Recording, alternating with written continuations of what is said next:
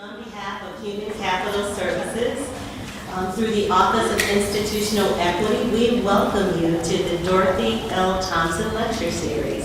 This is our first opportunity in Human Capital Services to sponsor it, and we're just so delighted that you're here today.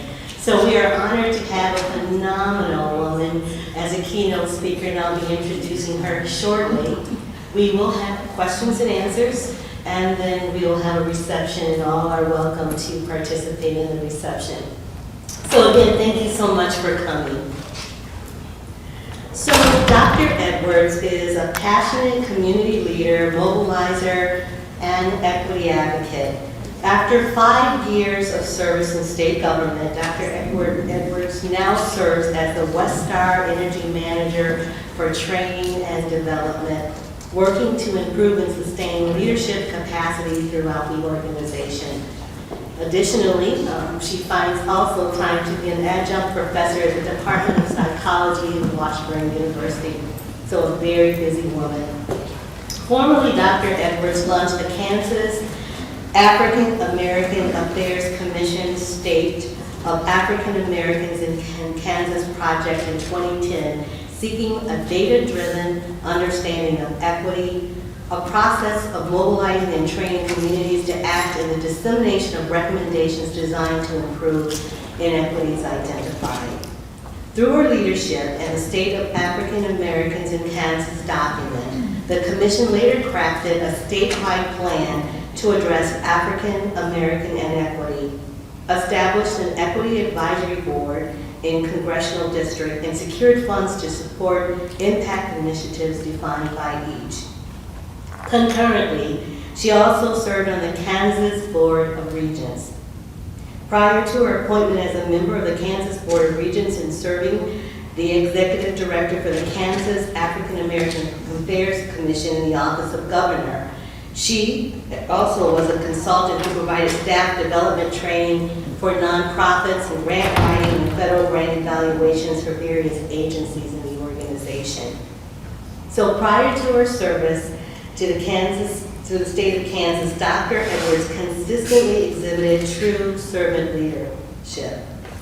Dr. Edwards is the past president of 2 Alpha Kappa Alpha Sororities Incorporated, and I believe we have some AKAs in the audience today. She also served in Jack and Jill of America, the Junior Leagues of Wichita. She has served as the immediate past president of Links Incorporated in Wichita, and is the former Links Incorporated Associate Dean of the Scott Hawkins Institute in Graduate, and served on the National Health and Human Services Mental Health Committee.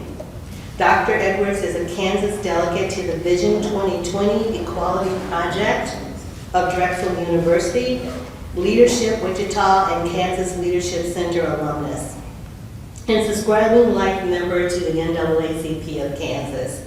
Most notably, she was named a 2013 National Trio Achiever by the Council for the Opportunity in Education. I'm exhausted just thinking about the contributions this woman has made. She is a proud Wichita State University alumnus, but she is trying to court her nieces and nephews to Kansas State University. And she is the former senior honor woman and chairperson for the Alumni Association Board of Directors. She obtained a BS in Healthcare Administration, Public Relations, a Master's in Public Health, and a Doctorate of Philosophy and Community Psychology from her alma mater. In addition to her career in volunteerism, Dr. Edwards enjoys reading, traveling, and spending time with her family, and she is the proud daughter of Leah, who's here today as well. So on behalf of Kansas State University, Dr. Edwards, welcome. Thank you.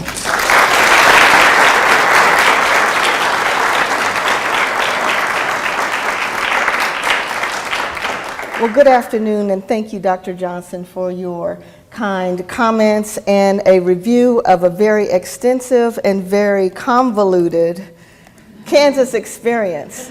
I'll give you something simple to remember me by. I am the regent that bought purple suede shoes to wear to K-State throughout my service. So that's all you need to know.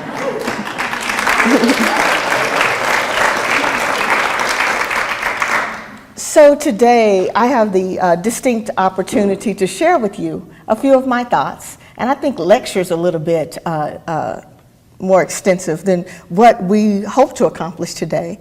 I want to share. I want you to share with me, and I'd like to share with you some of my thoughts about equity and how we as Kansans can work together to maintain our state's momentum and to pick up in some of the areas perhaps in which we have had some challenges. So we'll go about discussing what my experience have shown, and hopefully I'll have an opportunity to answer any questions if there are gaps in my story that you are interested in knowing more about. So when we begin to think about the topic for today, and given my experience, I became more concerned about not really delving into civil rights and civil rights history, but I believe that that's a starting point for us that must be acknowledged. And when we begin to think about our rich culture here in the state of Kansas and some of the ways that we boast not being a slave state and not having some of the issues that exist in other communities, there are some inaccuracies perhaps in that statement. And there are some things that I hope that we're able to share today. But think about the civil rights movement and the impact that it had on the United States of America. And I often think about the time in which those activities took place, from the beginning of the Birmingham bus boycott to the end, when we began to start looking at our criminal justice system. So you're talking about 1954 to about 1972. During this time, Dorothy Thompson was here had just came to K-State in '71, and she was impacted by the civil rights movement and had an opportunity to bring her spirit and her heart to the work that she did in assuring and working to assure institutional equity. And so to be able to stand here today and speak as an individual talking about a topic that she lived so dearly, I am both humbled and honored. And you at K-State are to be commended for your human capital division and the work that you are doing in institutional equity to address many of the issues that we'll explore today. So thinking about the civil rights movement and thinking about that period from 1954 to 1972, I'm very impacted because in review, many of those things happened throughout our adolescence. We talk about the Birmingham campaign in '63, Kennedy's response in '63 and his presidency and how he addressed those issues. We talk about the March on Washington, and we now have a monument that we look as a tribute to what took place there. Moving down to the types of legislation and the policy changes that took place as a result of the activities and the advocacy and the civil unrest that undergirded our movement. And then I think about that 14-year period and how those various events were led by individuals such as you and I, and individuals that are in their communities, much like us, but decided that they had a role to play in what happened in their United States history and what happens to the individuals that reside in the United States, and took the stand to make a difference. And when I think about that leadership, I think about the exposures that I've had with regard to leadership opportunities, from the Junior League of Wichita past presidency to the Kansas Board of Regents, and learning that at every level of service there are inequities to be explored, and there are things that really highlight the fact that though the civil rights movement was impactful and has been of tremendous benefit to our citizens, to us, here in the United States, from our Civil Rights Act to and as I stated before, the prison reform movement in '72, and then we begin to think about voter rights and the like. That was a 14-year period that we as a people have expected to change the way we believe, the way we work, play, stay, and pray together for the rest of our lives. I believe it's an unrealistic expectation. I believe we've rested on our laurels, and I believe that we have taken for granted the efforts that have been made by many individuals, much to their discomfort and much to their loss. And those efforts and the losses that have occurred because we haven't championed a new movement. We haven't accepted the role of where we go from here. And we have expected a 14-year movement to be the balm that is going to solve the issues that we've been presented for the remainder of our lives. We've done so in error. So when having the opportunity to leave nonprofit, where I was granted leadership development challenges, capacity building opportunities for community citizens, really hoping to achieve great things in their communities, to affect positive change, and to work with individuals who indeed had a plan to do great work. When offered the opportunity to succeed, and she just came, Danielle Dempsey Swoops at the Kansas African American Affairs Commission, one of the things that I inherited from her was a very rich and very robust understanding of how legislation can impact positive change in our communities. And we had a bias-based policing task force that had been developed to address implicit and explicit bias in our communities. So that was one of the first challenges to be explored. And then we began to look at other areas of inequity: health and safe communities, schools and educational opportunity. We looked at civic engagement and advocacy. Who are the leaders that were stepping up and taking place? And then we looked at economic opportunity and asset building, and how were we building opportunities for each and every family to have a livable wage and to be able to stay in the state of Kansas and live an abundant life. Each of those 5 areas were areas that were being explored on a national level by the National Urban League, and in their state of Black America, they had a 252 variable research instrument that they put together, and they wanted to look at Black-white differences in each of those categories. And this is a publication that they've been developing for well over 15 years and disseminating that throughout the state.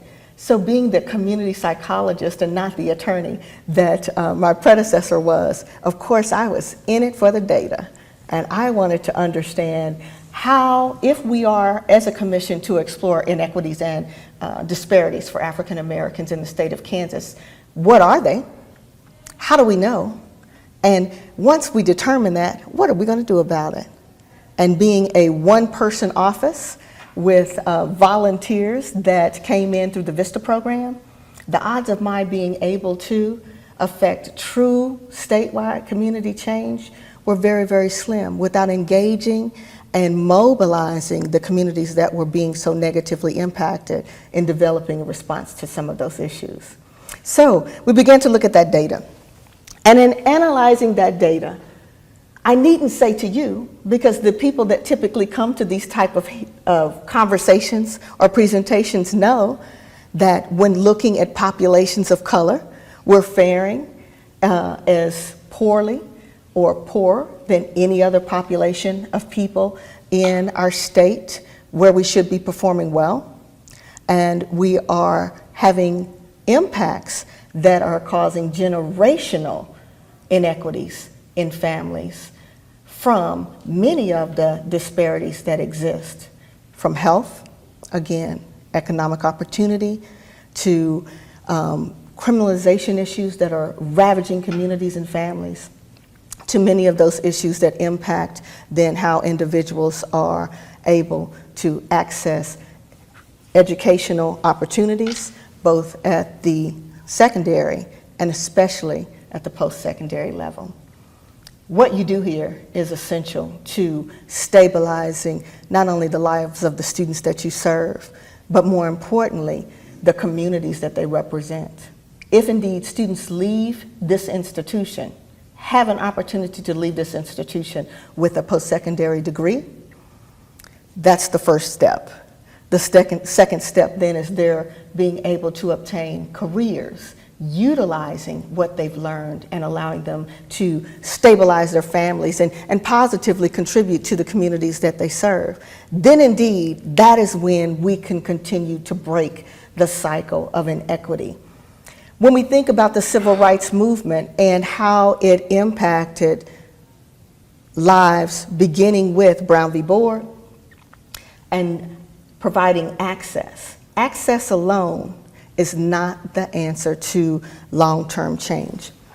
So again, I want to state that, when we think about the economic, the justice, and we think about just the compassion that we as a population of people need to have in order to address many of the challenges that we've been confronted with regard to inequities and disparities and people of color, populations of color in the state of Kansas. We've rested on the laurels, and it's time for us to accept the new responsibility of a civil rights movement. So as a community psychologist, I've already shared with you that I didn't have the legal background and I didn't have the even policy background, but worked with the legislature to address some of those issues. And as a community psychologist, one of the ways that we chose to address the issue is through the ecological model of theoretical change. And through the ecological model, it's basic. When you began to look at how you address communities' issues, inequities and disparities, you do so in a multi-pronged fashion. So after understanding the data and exploring this data in a way that we knew where to intervene, we had mobilized communities that became interested in joining us in addressing that issue, then we began to think about how do we leverage our existing resources.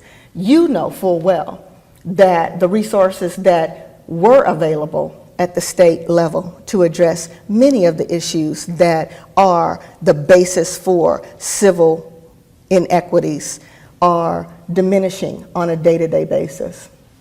And these resources will continue to diminish. So one of the ways, given our very limited budget and very limited capacity, that we chose to think about how to address civil rights in this generation is through having communities think more about how do we leverage our existing resources. What resources exist in our communities? How are we utilizing those resources to address those issues? And then what are we contributing in order to help others? For instance, there were churches that were providing after-school educational programs and serving 5 to 10 children each. There were breakfast programs that were serving few students, but wanted families to be engaged that weren't coming to the table. There were many things going well in communities in terms of the programs and the resources that they were developing and then hosting to address inequities. But the community itself had not been engaged in that process. So much of the work around the African American Affairs Commission entailed our having conversations with the individuals and allowing them to know one another, to better understand the richness and the resources that existed in their current state for each of their communities, and then to ask what were they willing to contribute to affect positive change long term. Finally, after conducting an exploration at that level of observation, we began to look and seek out resources to address any gaps that exist. So think about the civil rights movement, our historic civil rights movement, and think about the leaders that were at the helm. And think about the sacrifice that was made by each of those individuals. And then think about what we are doing in an effort to sustain those efforts. Think about where we are today and how we got here, despite the great impacts that our rich history shows. I'm looking at the ecological model as a response to some of those issues. It was our hope that once we began as an organization to help communities to better understand and explore areas that they needed help by looking at the individual system of impact, then moving to the microsystem, which would be the family or the community, looking at the mesosystem, then which would be the schools, the churches, the various organizations, and then moving on to the macro level, which is the political environment and the social norms in which existed in communities. Once we began to look at and analyze in each of the areas those levels of intervention, then we began to develop four-pronged responses. So for instance, if Johnny can't read, there were resources in the community to provide Johnny the tutorial resources that he needed, the tutorial supports. And so there were programs that existed. At the family level, we explored whether their community had libraries. Did Johnny have access to the library? Did the family value reading? Were there reading availability or reading tools or resources available in Johnny's home? The next aspect of exploration then, and looking at that inequity particularly, was looking at the schools and all of the resources that the schools were providing to support Johnny's reading level. And then finally, what policies were being enacted. And as you all know, we've had some policies enacted as of late that really attacked Johnny's inability to read and penalized Johnny versus some of the other systems that should have been held wholly responsible. In looking at each of those levels, we were then able to develop this multi-pronged approach to address these issues by bringing representatives from each of those levels to the table to design their community plan.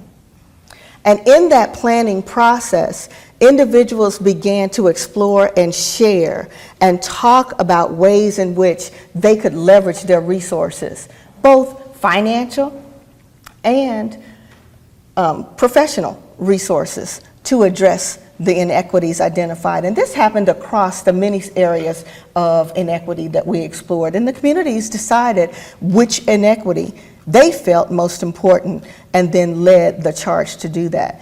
Our role was to build their capacity, to help them to build trust, to get the right folks to the table, and to help them to craft that plan. So while using the word civil rights leader is one I'm just not comfortable with for me, because I think of the Dr. Kings and I think of the individuals that were at tremendous risk in what they did to make change in the United States of America. I wouldn't use my name in the same sentence in that capacity. But I do believe that each and every one of us have a role to play. And we have to begin to think about, in our lifetime, what role will that be? And we were talking earlier about the Pope's visit to the United States, and I thought, I'm not Catholic, but I love that man.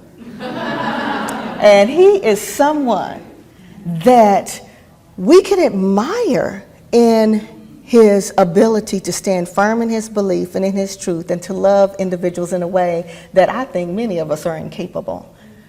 But through that love and that compassion, imagine the movement that could take place in our United States of America if we were as individuals willing to sacrifice in the way that he has. Our next generations of leaders in civil rights in the United States may not look like the frontline leaders of the 14-year period we have so easily rested upon. It may look like you.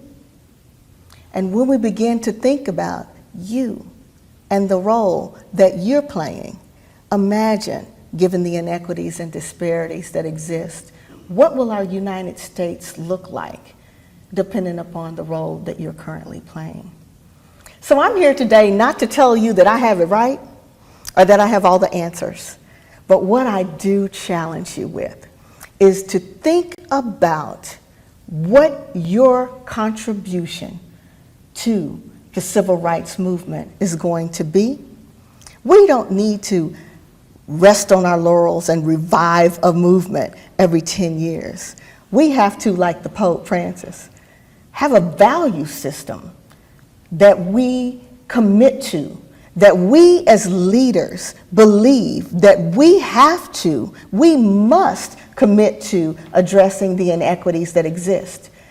And every 20-year movement is not sufficient to affect the long-term community change that needs to take place in the United States.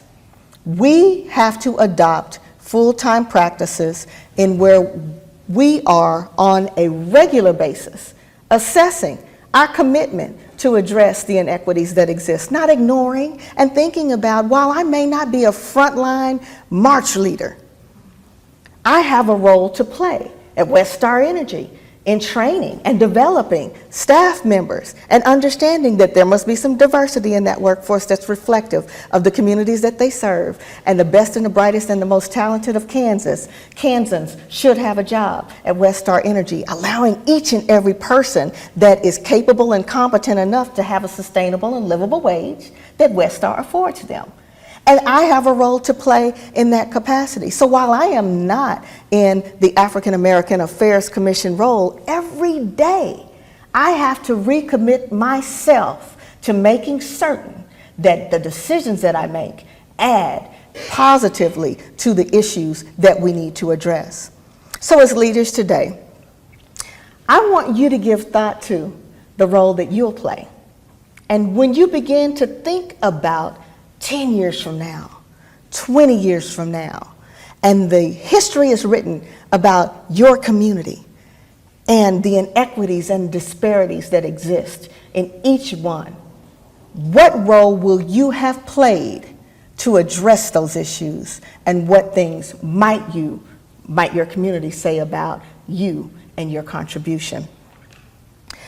I challenge you with 4 thoughts as you leave, and these are not mine. They are the Kansas Leadership Center thoughts. So for those of you who have gone through the Kansas Leadership Center and drank the Kool-Aid as I have, because I believe that Kansas is a state that we can accomplish absolutely anything we set our minds to. I'm here because I am committed to giving back to my state in a way that makes my state more successful. I hope you too are willing to give the same. The tenets of the leadership philosophy are this: anyone can lead, anytime, anywhere. I say to you, the time is now, your leadership is needed. It starts with you, and you must engage others. The conversation that we have today, albeit brief, shouldn't end here. We should continue to talk about ways in which we need to address the inequities and disparities that exist in our communities. You are the beginning to the solution that is needed. Your purpose must be both collaborative and clear. Everyone in this room has something to give to the civil rights movement that's needed for our generation. The last thing that I want to share with you is that understand, addressing these issues, it's tremendously risky. These are times and issues in which individuals' loss of life, loss of livelihood, loss of connectedness, loss of family are the norm for the communities that we address and serve, and many of us ignore that on a day-to-day basis because it doesn't exist in our communities. I challenge you today to stick your neck out. Think about what you can do differently. Think about what you're willing to commit to the next stage of our civil rights movement. And then I challenge you to not let it end. Let it be a culture that our nation, because of you, aspires to, and one in which we won't 20 years from now look back on and wonder what happened to the work that was done over a 14-year period and the losses that we've then sustained through our lack of effort. It is my prayer and it's my hope that you won't have that story to tell because of the contributions that you'll make. Thank you all for your patience and your time.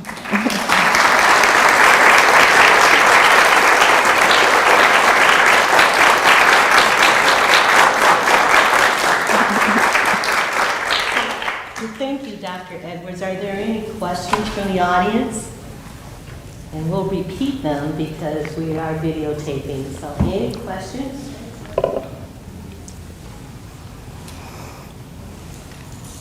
Yes. Got the tough one first. Let's get it out of the way, right? Absolutely. I'll be honest, I'm more than glad to. One of the most pressing issues for our society, I think today, has to do with criminal justice reform. I'm wondering what we are doing at the state level in this regard, with thrusts underway that might lead us to a different place in the state of Kansas. I don't know if you're aware of that or have been involved in that in any kind of way, but maybe you could share what you do know about that, because I think that's just critically important. And if we could exercise some leadership around that, Sure. and get out front, I think that would be a wonderful thing for the state of Kansas. I wish my answer were better, but I'll share with you that at the commission, one of the things that we chose to do is really mobilize communities around the criminal justice issue through the reading of The New Jim Crow. And that is a book by Dr. Alexander that really prompted community conversations, multicultural in nature, multi-generational, and really getting communities to look at the impacts that incarceration were having on their local populations. It was not adopted as an ongoing process through our administration, and it was one that was challenged because they were tough conversations that we were having. It was difficult to host a conversation and not be in a position to offer solutions. And the Kansas African American Affairs Commission became a convener of those conversations and then went about accessing resources through grant writing and other corporate sponsorships to address those issues, none of which were extensive enough to do broad-scale change in an ecological fashion that would allow us to sustain it over time. And so what I believe would help us to be more effective in the future, in light of our funding restrictions and challenges, is to really have a grassroots, bottom-up movement that addresses these issues. And I think it would be unrealistic for us, in light of the many fiscal challenges that our state legislature are addressing today, to think that there would be resources available for us to address that, and other inequities that we're exploring. We are in a very challenging of times, and if ever we needed you all to step to the front and to help to address these issues, we sure do need you now. So. Other questions, and make it brighter.